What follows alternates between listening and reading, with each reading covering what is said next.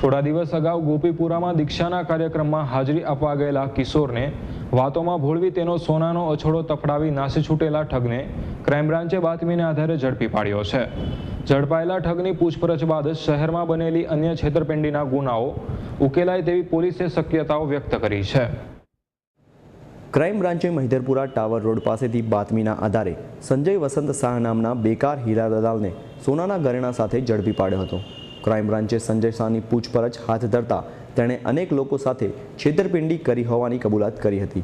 ઝડપાયેલો સંજય શાહ પગપાળા પસાર થતી વૃદ્ધાઓ તેમજ એકલ દોકલ મહિલાઓને આગળ પોલીસનું ચેકિંગ ચાલતું હોવાનું કહી તેઓના ઘરેણા ઉતરાવી નજર ચૂકવીને ઘરેણા તફડાવી લેતો હતો. થોડા દિવસ અગાઉ ગોપીપુરામાં દીક્ષાના કાર્યક્રમમાં હાજરી આપવા ગયેલા કિશોરનો અછોડો પણ તેણે તફડાવી લીધો હતો. તે સિવાય અડાજણ વિસ્તારમાં લગભગ 15 જેટલી છેતરપિંડી તેણે કરી હોવાની કબૂલાત કરતા પોલીસે તેની વધુ પૂછપરછ હાથ ધરી છે.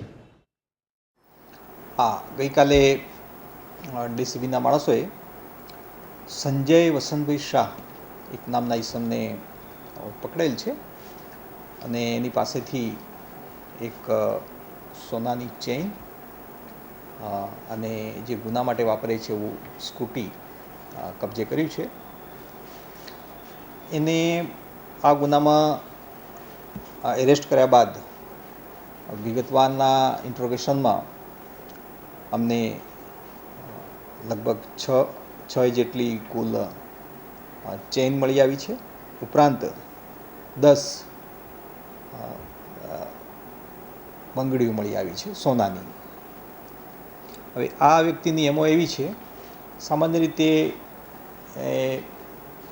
મોટી ઉંમરની મહિલાઓ હોય એમને એના સ્કૂટર પાછળ બેસાડે અને અમુક જગ્યાએ જ્યાં જવું હોય તે ઉતારી દઈશ એવો વિશ્વાસમાં લે.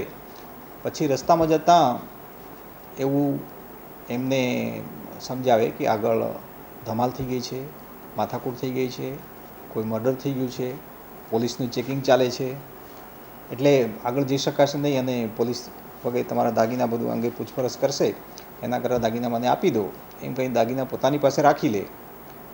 પછી વિશ્વાસ લઈને આ દાગીના લઈને રવાના થઈ જાય છે. એ રીતે ઘણા ગુનાઓ એને સુરત સિટીમાં કર્યા છે. અત્યારે એનું ડિટેલ ઇન્ટ્રોગેશન વગેરે ચાલી રહ્યું છે.